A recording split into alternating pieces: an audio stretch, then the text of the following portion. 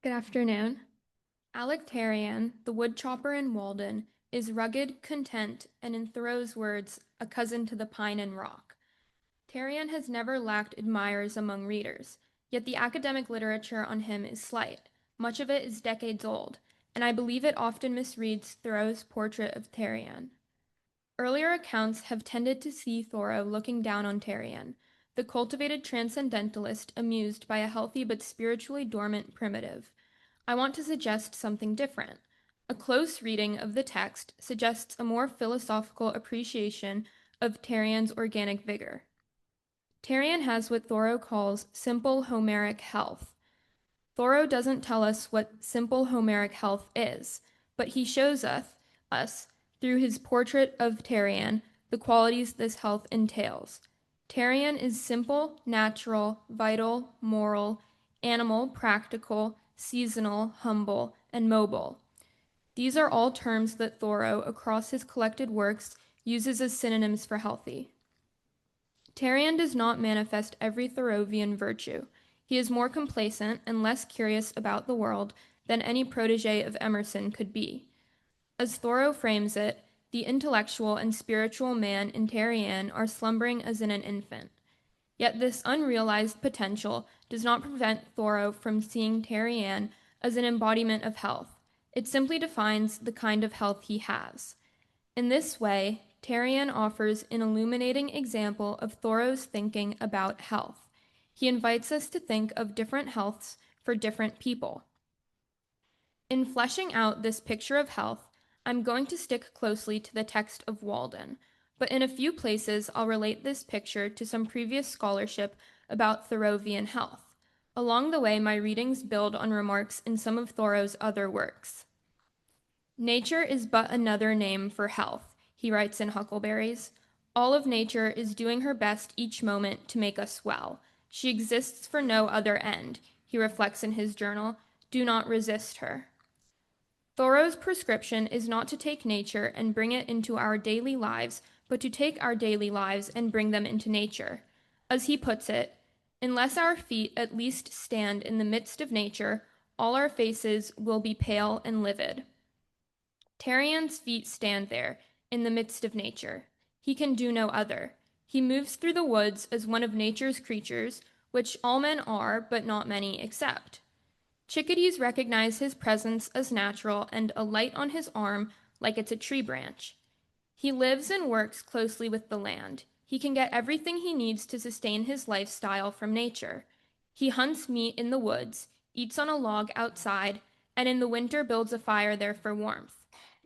Therien is physically immersed in his surroundings because his diet and daily activities rely on his natural environment.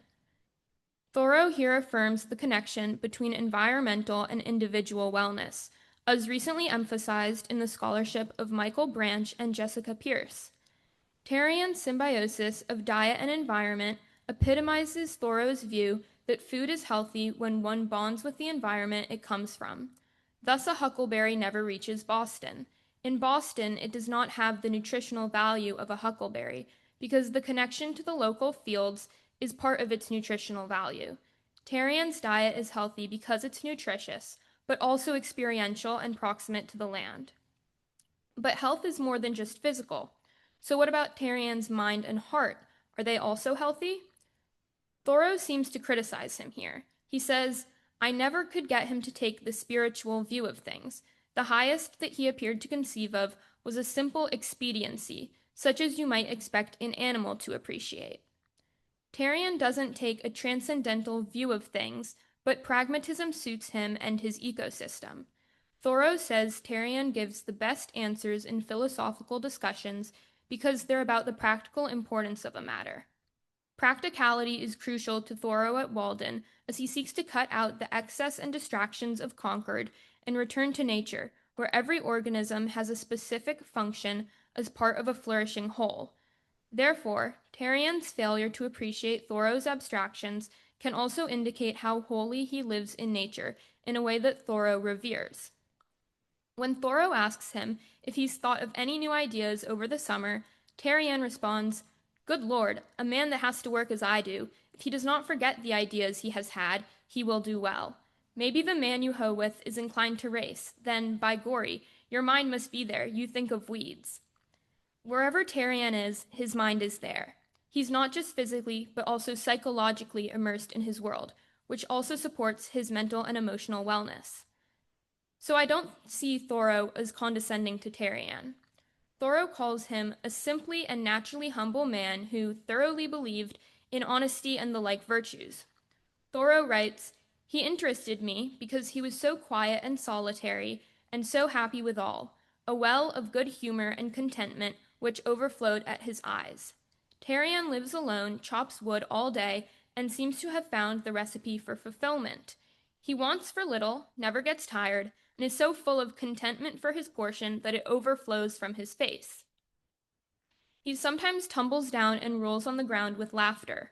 At other times he beholds the trees and exclaims, 'I can enjoy myself well enough here chopping. I want no better sport.' He wants for nothing but what he has, and what he has is simple, natural, seasonal, and personal. This contentment for his portion indicates his strong mental health."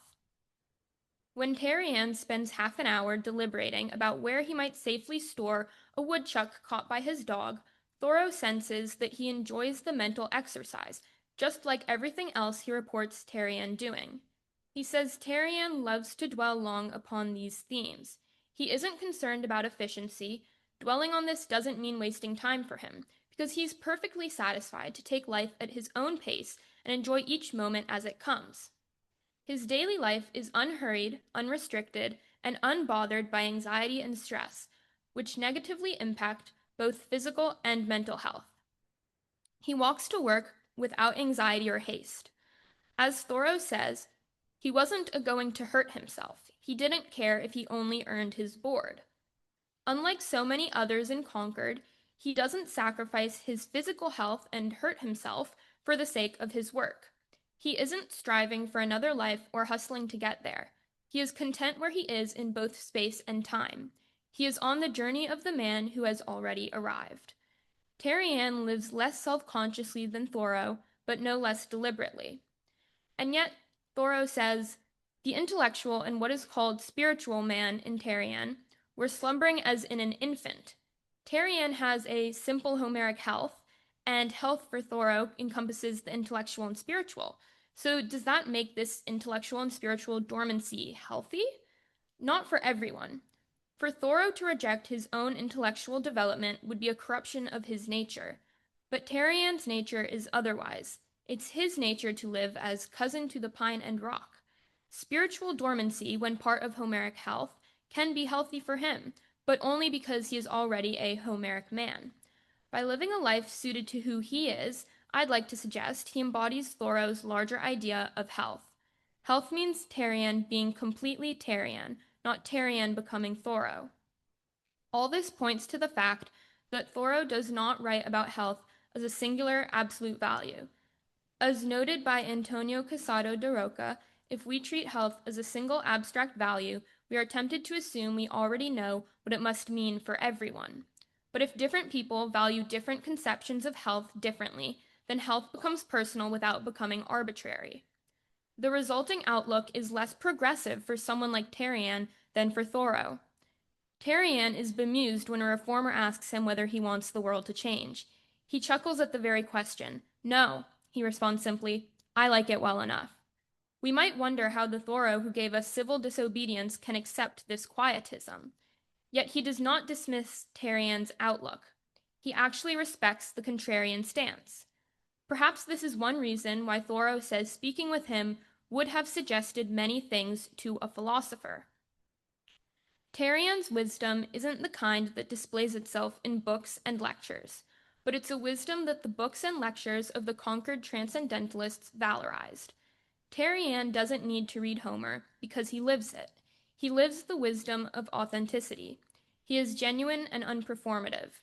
As Thoreau puts it, Therien would not play any part. In a book so opposed to the sickness of false lives, borrowed opinions, and theatrical respectability, no praise could be higher. I want to end by suggesting that this simple Homeric health offers a useful frame for the text and project of Walden itself. Thoreau describes his friend as Homeric for a reason. If we consider how Thoreau makes judgments in his writing, especially in Walden, his guiding question seems to be, is this natural or unnatural? Natural equals good and right and healthy. Unnatural equals wrong and bad and does not belong in the good or healthy life. Let's take a quick look at how he judges the poetry of Homer. In A Week on the Concord and Merrimack Rivers, Thoreau writes, "It is enough if Homer but say the sun sets. He is as serene as nature, and we can hardly detect the enthusiasm of the bard. It is as if nature spoke. He presents to us the simplest pictures of human life. Man must not think twice to appreciate his naturalness. His more memorable passages are as naturally bright as gleams of sunshine in misty weather." Now, because Thoreau judges Homer to be natural, and he judges a natural life to be a healthy life, and for him to describe Homeric life as natural and healthy is a redundancy. To Thoreau, Homer is natural and therefore, even disregarding all Thoreau's other praise for Homer, healthy and good. Thoreau's passion for classical studies is well known, but I think the Iliad shapes Walden more deeply than many of us recognize. It's the only book Thoreau brings to Walden, and it provides a heroic grammar for his everyday life. Through these Homeric lenses, Thoreau re-envisions his own American life. Making a woodchopper into a Homeric man is only one of the ways in which Thoreau re-enchants his world and reinvigorates his spirit. Stanley Cavell and others have described Walden as a search for a remedy to sicknesses of the self. Thoreau diagnoses the maladies of over-civilization, acquisitiveness, hurry, alienation from our bodies, from nature, and from our own present lives. In an unwell world, Thoreau prescribes us simple, natural tasks. We can wake up, simplify, walk, wander, bathe, listen, inhale, exhale, and laugh, and so recover the present and natural. Therien does these things without needing to recover anything, and without anyone prescribing them to him.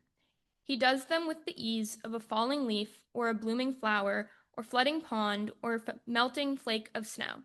He does them naturally, in a way that Thoreau and most of the rest of us need to learn or relearn to do. Often this requires unlearning what we have been told to do. In this way, I think, Therien reminds us that to be healthy is not always to become better or wiser or holier or happier. Sometimes it is just to become more naturally what we already are. Thank you.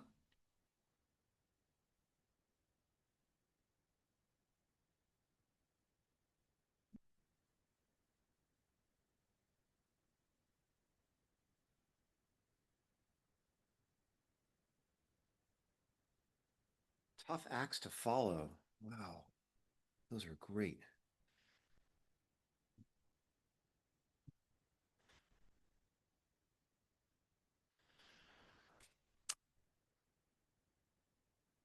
My title is Thoreau's Native Medicine. Let me get the first slide. Let me begin with something weird. Deep in the Indian notebooks is a drawing that looks something like a shade tent you might find at a farmer's market or a tailgate party, a taut, rounded canopy supported on three thin pillars, with perhaps a fourth hidden behind the one in front.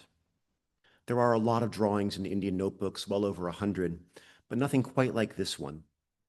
The text deepens its strangeness. They represent a spirit as a man with wings. This drawing signifies the medical power of a plant filling the world and reaching the skies. The drawing and text are copies from Henry Rose Schoolcraft's first volume of encyclopedic, historical, and statistical information regarding the Indian tribes of the United States, published in 1851. Thoreau copied extensively from this and from later volumes. Next slide. Oh, I'm sorry, back up, sorry, I'm ahead of myself. Here he's pulled this particular image from a much larger chart of Ojibwe pictographs, which were the providence of tribal medicine men, symbolic writing that captured and conveyed some of the power of their traditional knowledge. Thoreau's relationship with Schoolcraft is a topic for another day. In this presentation, I want to use this drawing as a starting point in thinking about how Thoreau's long engagement with indigenous culture informed his understandings of both human health and the natural world. Why did Thoreau focus on this particular image? What was it about the medical power of plants filling the world, that made him stop copying words for a moment and draw this remarkable symbol? How might this drawing help us weave together three key themes in Thoreau's life and work: native culture, the natural world, and health? Next slide.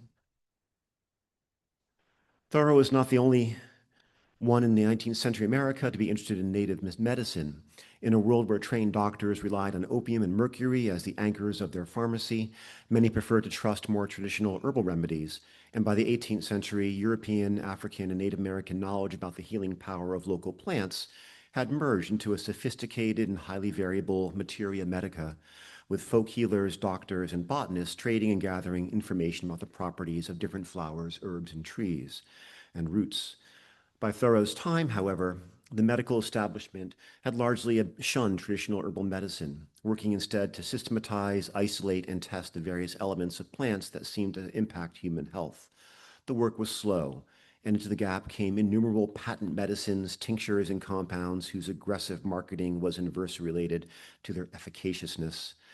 Many of these relied on brand identity tied to some vaguely plausible Indian origin story, and some of these, notably the Pickapoo Indian Sagwa blood, liver, stomach, kidney renovator, included elaborate Indian shows as part of the sales pitch. Thoreau was no doctor, nor was he a peddler of patent medicine, though he's faced that accusation from at least one scholar. Next slide. As a dedicated amateur botanist, he studied carefully the key works in the field as he learned to identify with greater and greater precision the rich plant world of Concord and beyond. Botany was, of course, an immensely popular hobby in the mid-19th century. All the Thoreaus collected flowers, and Sophia left behind a beautiful watercolor book of botanical paintings that are currently on display at the Walden Woods Project Library. He and his neighbors engaged in regular, good-humored competition to identify early or rare flowers in the area, and from every excursion near and far, it seems, Thoreau brought back preserved flowers. Yet these don't seem to have made their way to the Thoreau family medicine cabinet. And if the practice of collecting flowers began as a genteel way of giving structure to family walks, for Thoreau, the practice developed into an exercise in taxonomy, with descriptions in a journal increasingly full of identifying characteristics of plant structures and Latin binomial nomenclature. Thoreau certainly read the classic botanies of North American flora, which were often full of medicinal uses for various plants, but he followed the goals of more contemporary botanists with their focus on classification and distribution. As he matured as a scientist, his understanding of plants grew increasingly sophisticated and, as others have noted, increasingly singular, weaving together a Humboldtian sense of plants as communities gathered within specific ecosystems and a Darwinian understanding of dispersion and succession, all while developing a mythic ceremony relationship to plants that remain entirely transcendental. Michael Berger, James Perrin Warren, and Kristen Case have traced these strands of Thoreau's plant thinking in great detail. I don't have time today to give them a proper summary, but it's fair to say that these don't have much to say about plants as medicine. And yet the Indian notebooks do. Next slide. These 11 volumes of commonplace books gather information from just about every source about Native Americans available to a determined reader in the mid-19th century.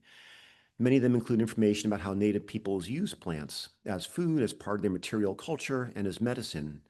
Some were early explorers' accounts eager to transmit information about new colonial lands. Some were ethnographic accounts that tried to capture cultures in flux for the benefit of missionaries, military leaders, political administrators, or scientists. Thoreau didn't copy everything from these sources, but he did copy botanical information. And in these notes, the medical uses of plants held pride of place. The total number of plants with medicinal properties that appear in the Indian notebooks runs into the hundreds, far too many to list here. There's a very partial list. The remedies these plants offer, everything from rattlesnake bites to digestive troubles to abortion, are too varied to fit on the label of patent medicine bottles, and they suggest something of the range of traditional ecological knowledge. Interestingly, Thoreau never attempts to systematize this knowledge, either within the particular tribal group as part of an early effort of ethnobotany, like Francis Desmore's 1922 Uses of Plants by the Chippewa Indians, or as cross-cultural inventories of medical properties of different plants, like Alma B. Hutchins' 1969 Indian Herbology of North America, or as an effort to suggest the richness and range of indigenous traditional botanical knowledge, as Enrique Salmon's 2020 Irigara, the kinship of plants and people. Thoreau's notes on medicine are instead broadly integrated into more general accounts of a given tribe, alongside notes on territory, hunting, gathering, and farming practices, religious rituals, traditional stories, and recent histories of different native peoples. Thoreau's Indian notebooks thus avoid the practice of extracting different aspects of traditional knowledge, removing them from their broader context and making them more marketable to whites. Indeed, what emerges alongside Thoreau's scattered notes on plant medicine in the Indian notebooks is the rich spiritual world of healing that complemented botanical remedies. The passage on the board here, he quotes from the Jesuit missionary Paul Lejeune from the 17th century, who traveled among the Huron, is representative of what Thoreau learned about traditional native healing, that medicine was more spiritual than herbal, more reliant on feast and ceremonies and active engagement with tutelary spirit beings than on the chemical properties of any particular plant. Thoreau records many, many examples of native rituals from across North America that are meant through various means, often opaque to the people who describe them, of restoring harmony among the many people, spirit and material, human and more than human, whose balance kept the world in health. As Kenneth Cohen notes, Native American medicine belongs more to the realm of healing than curing, not vanquishing disease, but restoring well-being and harmony, a practice rooted as much in spirit as in science. Thoreau certainly didn't fully understand this system. This knowledge was often not widely shared among tribal members themselves and was certainly not readily shared in full with outsiders. But in reading the Indian notebooks, one gets the sense that Thoreau began to know what he didn't know and was fascinated by it. Thoreau also came to understand that learning about native medicine from books by white people and learning from native people themselves were entirely different things. This was true, of course, of his knowledge of plants in general. He didn't learn his botany from books or lectures. He learned by walking the conquered landscape over and over again, first with guides among his family and friends, and then on his own, using books, of course, to help with the names of the astonishing variety of plant species he came to know, but learning most from being among them, watching them change from season to season, seeing where they lived, when they bloomed, what their fruit tasted like. This was how native people passed along their botanical knowledge. Enrique Salmon, Robert Mooney, ethnobotanist, was raised by elders who were, quote, living libraries of indigenous plant knowledge, which they passed along on countless collecting excursions, as well as in the cornfields and in the house, where every occasion to engage with plants as remedies or food affirmed that plants were powerful kin to be treated with respect. Next slide. Thoreau got a glimpse of this during a strained visit to a Wampanoag woman living near New Bedford. Daniel Ricketson took Thoreau to the small house of Martha Simons and then peppered her with questions. She was polite, but clearly not eager for visitors. This changed when Thoreau asked her about the flowers he had gathered on his way there. She grew excited, giving their names and their healing properties, and Thoreau wished he had stuffed his hat full of flowers. He knew that she had been taken from her family as a girl to work as an indentured servant, cut off from her language and her family, never truly free to walk the woods and fields of her homeland, learning the ways of the plant people who shared her home. But he was impressed by what remained. Next slide. He was more impressed during his 1857 trip on Moosehead Lake and the Allagash and Penobscot rivers by Joe Polis. By then, Thoreau was a highly skilled botanist, and he was eager to learn the Penobscot names and uses of the many, many plants that drew his attention along the way. Many, notably checkerberry, were good mainly for tea. Some, like the yellow lily roots, were valued as cooking ingredients. Many others had a wide range of medicinal effects, though Thoreau notes without comment that Polis himself took several grains of gunpowder to help with an illness late in the trip. Thoreau was most impressed not by herbal or non-herbal Indian remedies, but by the role plants played in the larger Penobscot world. The highlight of this excursion was foxfire, or the phosphorescent wood, which he saw on the edge of a campfire late one night near Mount Kineo, a fungus growing on the sapwood of a moosewood log. Thoreau had read about foxfire, but never seen it, and he was enchanted to the point of awe. Nature must have made 1,000 revelations to them which are still secrets to us, he wrote. This knowledge, earned by, quote, his folks over generations of living closely with all the members of the Maine woods, is true medicine, the sense of spiritual power that opens up when a people live deeply in a cherished environment. Health, Thoreau begins to understand, is not a flowchart of symptoms to be addressed by specific compounds derived from different plants, but something more akin to the way Polis finds his way in the woods by find his place among an array of natural features, too many to distinguish. Health, too, is an interplay of all these forces, plants and fruits and clean air and exercise that build to a ceremony of belonging.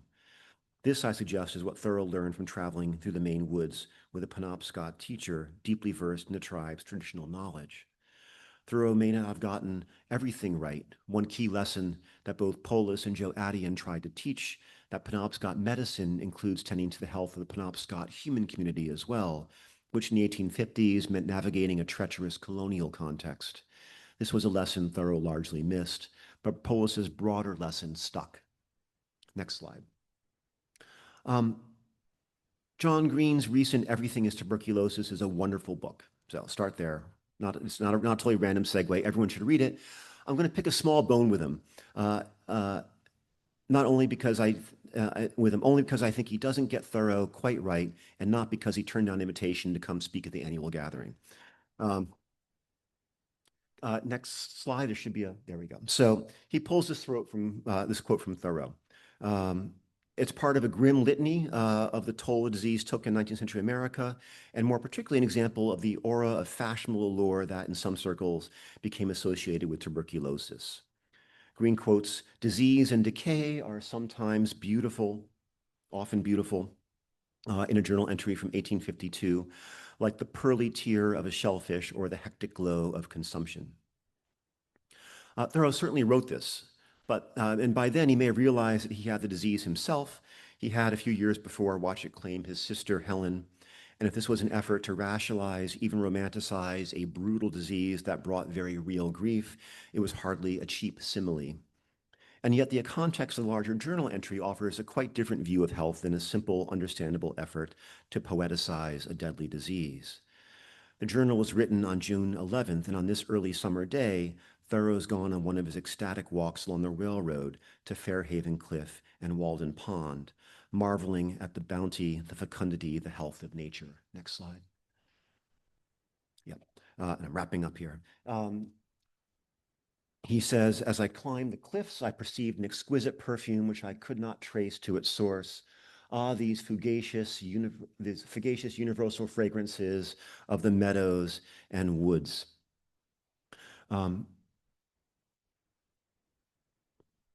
Summer life, health is in the very air he breathes, an elixir compounded of chemical compounds he couldn't begin to imagine, and whose combined effects blur the line between health-infusing breath and spiritual ecstasy. Everything is alive and flourishing, he finds, a perspective that encompasses even those parts of the natural world that show signs of disease and decay. The sentence preceding Green's quote zeroes in on one of these. Can I have the next quote?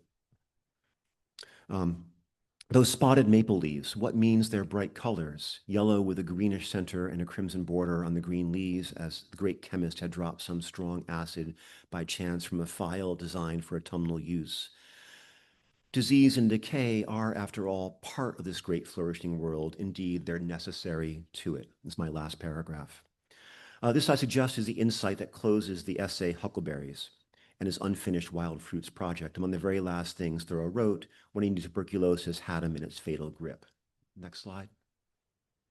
The native medicine he offers is something he learned in part from the Indian notebooks, in part from the native teachers he was lucky enough to find, but mostly from the more than human teachers he attended to faithfully throughout his 2 short years in Concord. "Live each season as it passes," he says. "Breathe the air, drink the drink, taste the fruit, and resign yourself to the influence of each. Let these be your only diet, drink, and botanical medicine, for all nature is doing her best at every moment to make us well. In other words, eat huckleberries. Their medicinal power, after all, fills the world and reaches towards heaven." Thank you.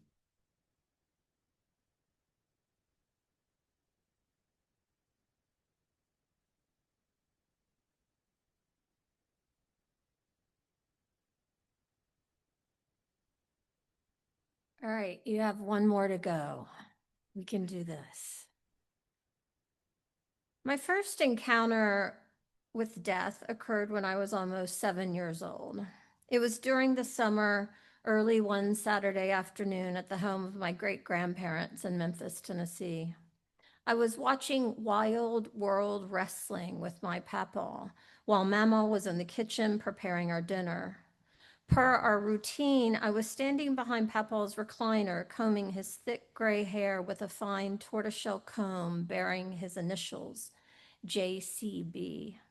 He had eased into a gentle slumber and didn't wake when called to dinner.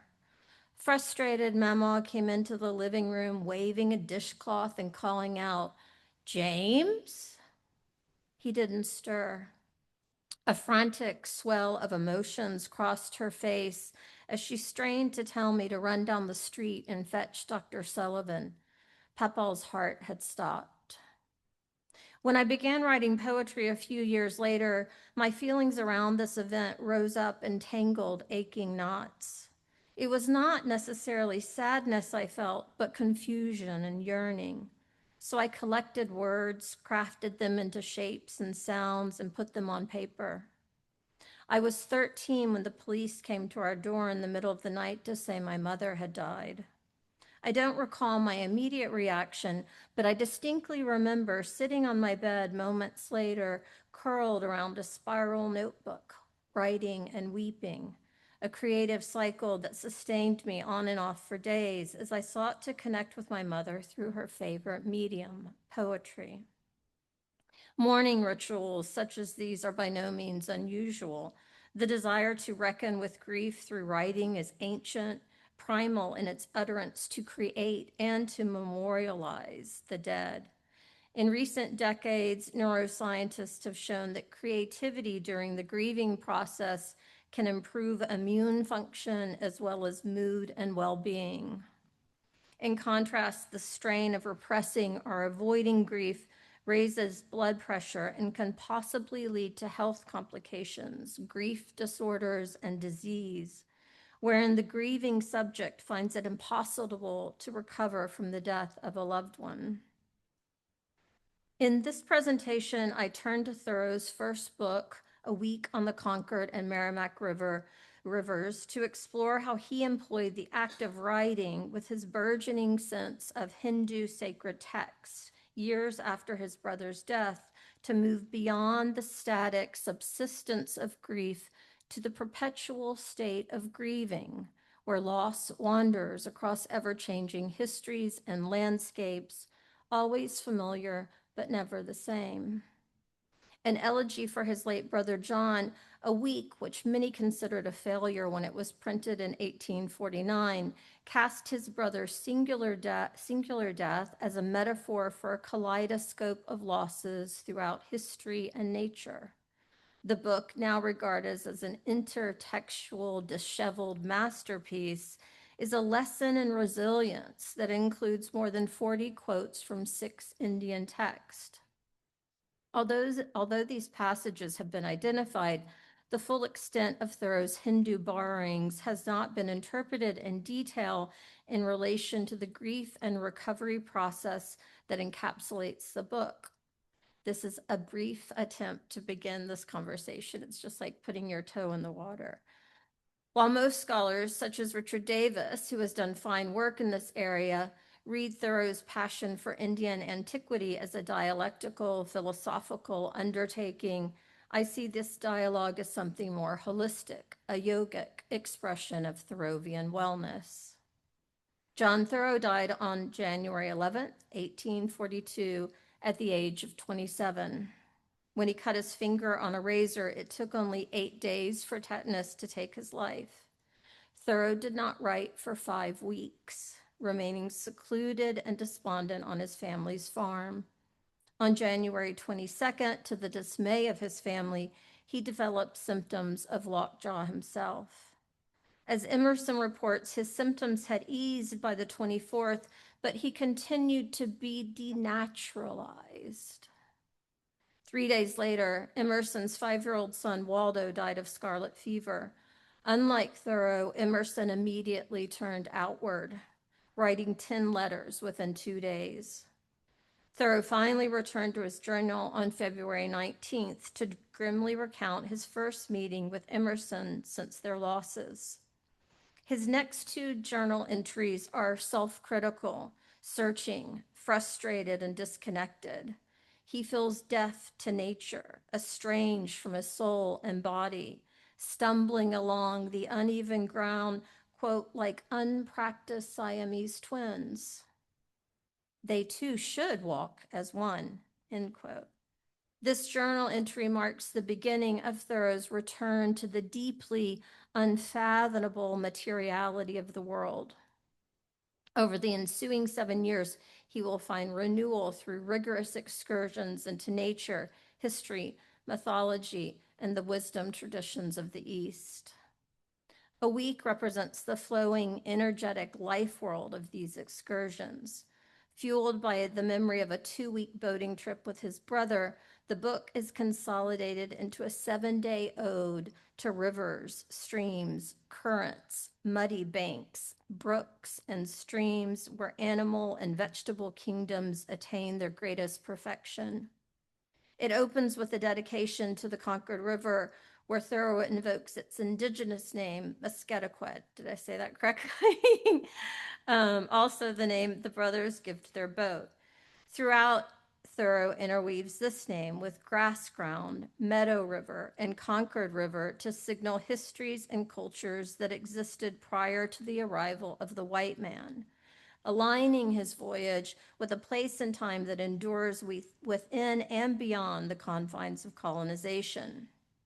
Towards the end of the section, Thoreau evokes the Ganges, along with the Nile and Mississippi rivers, luring readers into this distant enterprise and adventure, an invitation into the free-floating, thirst-quenching interior of the text. In ancient Hindu mythology, water is the elixir of immortality and the basis of life. This seems to be a theme today. In curative terms, it is regarded as a healer and as the source, capable of purifying and strengthening. According to Vedic literature, one must prove oneself worthy of the living water of the Ganges and sacred ponds through religious activities, rituals, and ancestral pilgrimages. These bodies of water are bestowed with miracles and holiness, creating a chain of interrelationships between river bodies and human bodies. As John and Thoreau begin their trip, water imagery drips and oozes from every pore as the brothers begin their journey upon the placid current of dreams, floating past to future as silently as one awakes to fresh morning or evening thoughts. The language of awakening, of forms, phases, and sounds ebbs and flows throughout the chapter in the same current as Thoreau's cataloging of a shoal of fish, until night closes in and the brothers are, quote, one with the breathing of the wind. Hinduism offers us one way to better understand how this liminality, the in-between state between dreams and consciousness and life and death, lost my place, is instrumental to Thoreau's awakening. 4 paths, according to Hindu tradition, lead to awakening. These 4 paths are Bhakti Yoga, the path of devotion and love, Jnana Yoga, the path of wisdom and knowledge, Karma Yoga, which many of us are familiar with, and this is the path of selfless action and duty, and finally Raja Yoga, which is the path of meditation and mental discipline. These paradigms begin to take shape in earnest in Sunday, the most philosophical, and to some reviewers, the most blasphemous chapter in a week. Here, Thoreau evaluates Christianity alongside other world religions, claiming that one need not be a Christian to appreciate the beauty and significance of Christ. Blasphemy, as Salman Rushdie has discussed in the context of the Satanic Verses, captures the complex reality of those who've been marginalized or displaced by colonial governance in the name of religion. As someone who considers himself outside the civilizing mission of Christianity, Thoreau seeks knowledge beyond the codified white supremacy of the West, connecting with knowledge claims extraneous of progress and industry.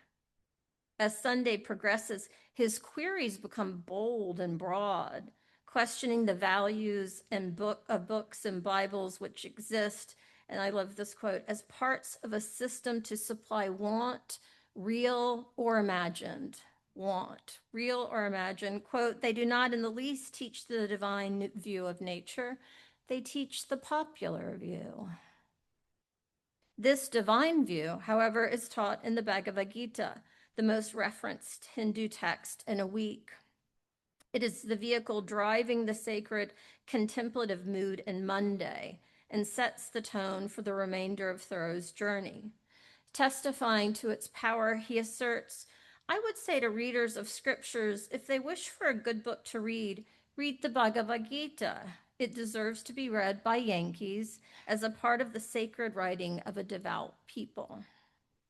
Its vast and cosmological philosophy is not transitory, but essential to the most effective and enduring expressions of thought. This reverence points towards the text's central teaching that death is not an end, but a transition to the eternal soul, the Atman. The Gita opens with Arjuna weeping at the thought of killing his loved ones on the battlefield. Krishna responds by reminding him that the soul is never born, nor does it ever die. He asks Arjuna to perform his duty as a warrior without fear of the outcome. This wisdom that the soul is eternal lets Arjuna glimpse his true essence in life's continuous nature, freeing him from the false attachment to the body and its sufferings. Yet this view does not negate the sacredness of the body. Rather, it reframes the body's purpose. In chapter 13, the body is described as a field of action with the soul as its knower. True enlightenment then lies not in rejecting the body, but in recognizing it as the soul's instrument to fulfill worldly duties. Though Thoreau rejects Krishna's classical caste-based notion of duty, quote, duties which are appointed at one's birth, he still envies Arjuna's clarifying absolutism of vision. By divorcing duty from the caste system, Thoreau embraced the Gita's deeper philosophy of yoga, a life of moderation, simplicity, sacrifice, and routine. Krishna employs the term yoga more than 100 times in the Gita, focusing not on the physical posture, but mind's balance and union with the divine. The paths of action, devotion, meditation, and knowledge, these are the same paths that we discussed earlier with enlightenment, become, in Krishna's eyes, the most direct way to become one with the ultimate reality and to gauge in the world fully, selflessly, and dynamically. When my husband died of cancer in December of 2017, I could not write. But after 5 days, I decided to attend a yoga class. This wasn't a studio that I frequented because I didn't want to go anywhere that I knew anyone. I had been disconnected from my body for months, and the poses felt awkward and challenging. Balancing postures were impossible. My limbs were weak and wobbly, a toxic mix of caffeine and hospital food. But the intention was pure, as was the grief and longing. My physical practice led me to meditation and eventually back to writing, where I found refuge and connection. By spring, I had published one article and a poem. My grief had turned to mourning, to the acceptance and understanding of the temporary, fragile nature of life. I found something of my mourning in Thoreau's outpouring of grief and devotion, a shared consciousness with the faint light of our firmament. In Friday, the last chapter, Thoreau cites an anonymous Hindu sage stating, quote, as a dancer having exhibited herself to the spectator, desist from the dance, so does nature desist, having manifested herself to the soul, end quote. As autumn approaches and the book draws to a close, Thoreau reaches for the Vedantic belief that nature exists largely for the soul, giving the soul meaning and purpose. true understanding then depends not on the external display of nature's beauty or the physical presence of his brother John, but on the internal light of the soul itself. Thank you.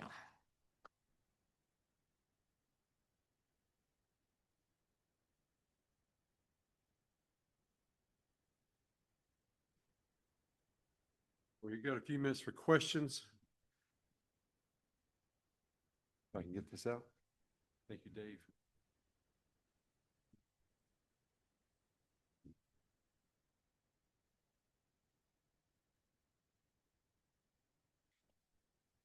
All right, Freya, I have a question. I've always been fascinated with Homer, the Iliad. Do you have any thoughts on, Walden ends with this quote about the dawn, and dawn is a beautiful moment continuously through the Iliad. Do you have any thoughts on that?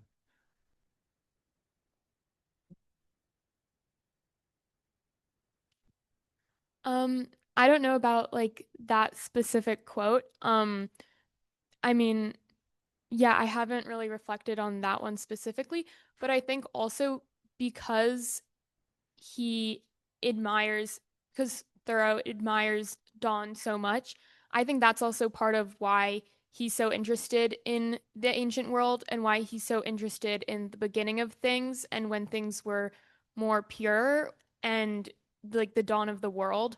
And so I think his two kind of interests, I guess, in like dawn and in ancient times are not necessarily like a separate thing. I think it's part of his being drawn to like firsts. Um, but yeah, not for that quote specifically, I don't know.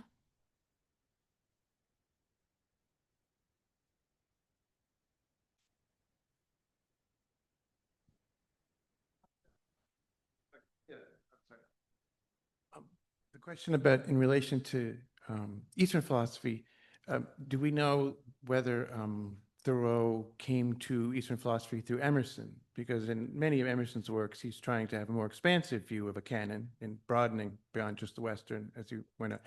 So I'm just wondering, is there any evidence that this was a kind of mentor-student, or was this something that maybe Thoreau discovered on his own, post-Harvard or wherever? I'm just curious. It is that on? It is my understanding that he did come to the Bhagavad Gita specifically and other Eastern texts through Emerson in his library. I don't think he had access to them on his own before that. And you may remember that Emerson was disappointed with, a week for various reasons, but one of them was that Thoreau takes sort of, a more critical view of the Gita and duty and the warrior stance of Arjuna in a week, and Emerson didn't exactly like that either. So yeah, someone else may know more specifics about the library. Well,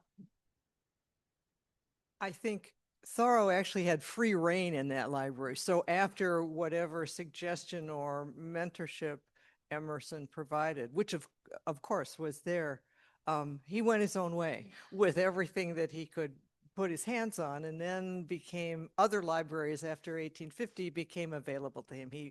It was possible to borrow from the Harvard Library because he made a case for his ability to, he made a case for his vocation as a writer, giving him the right to borrow, and also from the Boston Society of Natural History Library, which was not limited to natural history at that time because natural history was much broader.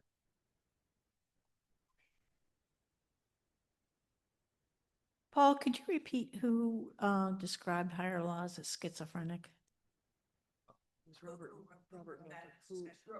Milder. Robert Milder. The book is Reimagining Thoreau.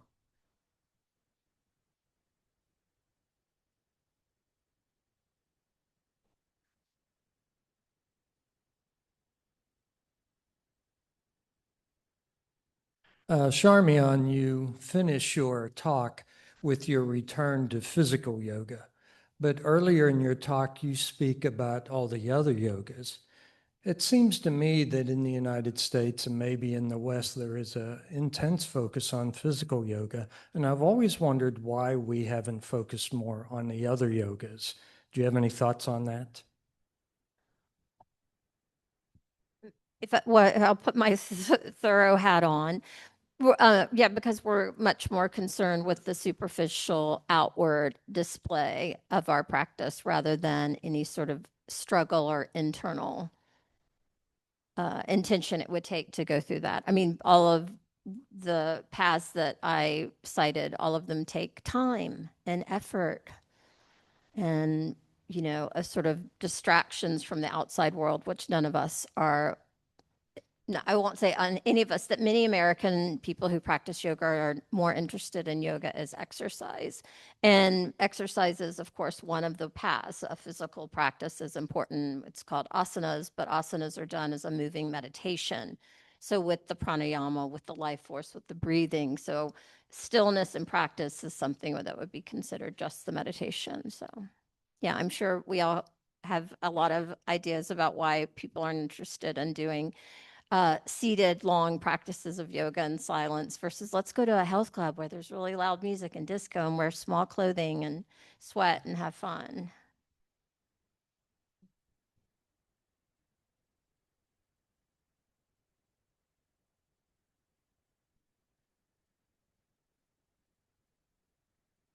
Thank you.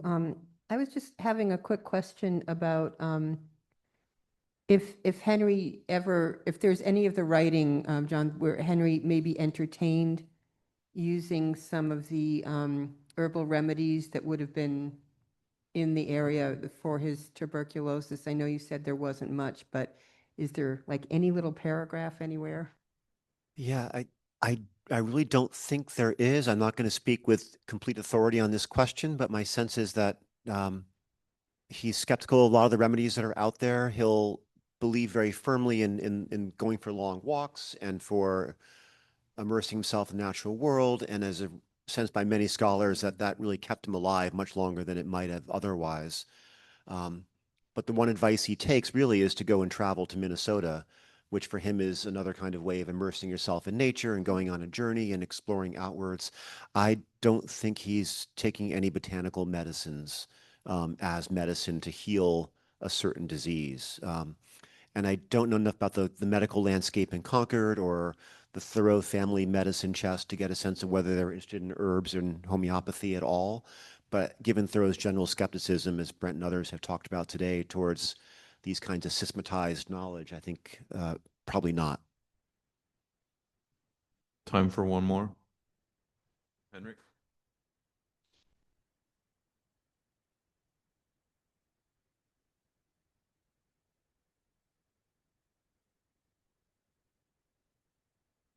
Thank you. Maybe we can have one more question because mine is just a bibliographic footnote.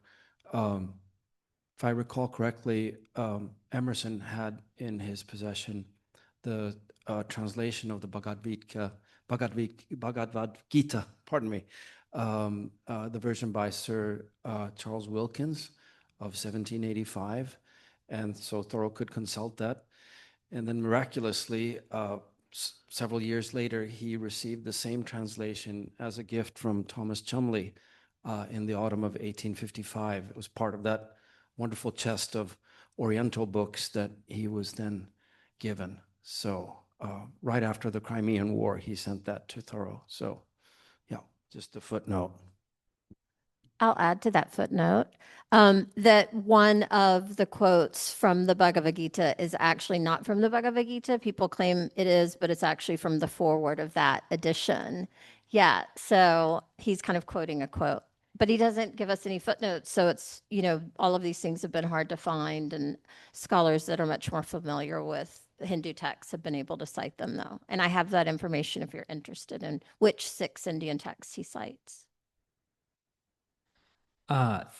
Thank you all for this panel. It's really good. The overlap between your papers really has me thinking about some big questions, and I'm gonna give you one of them, and you can take with it as you will. So, Paul and Beth, you suggested that there's kind of this divide in some of the drafts between spiritual health and a more physical health. Freya, you also, I think you think about, was it physical health and mental health in Therien, and John and Charmion, you had something similar, like kind of, well, Charmion, actually, you talked about the yogas. That's very direct. But I'm wondering if, health for Thoreau on the whole, like across all of his works, if he's always thinking of it a little bit more holistically than like we are inclined to. Like, I think today, like when I tell people I'm talking about Thoreau and health, like if they've read Walking, they're like, oh, cool, he walks, 4 hours a day. They're like, oh, he's vegetarian. That's so healthy, and I think for Thoreau, my impulse is that it's more holistic most of the time. I wonder if all of you kind of share that, if he's kind of thinking about it in that way, or if I'm being optimistic. I think everyone sees in Thoreau what he or she brings to Thoreau. And what that results in is not seeing Thoreau holistically. Maybe we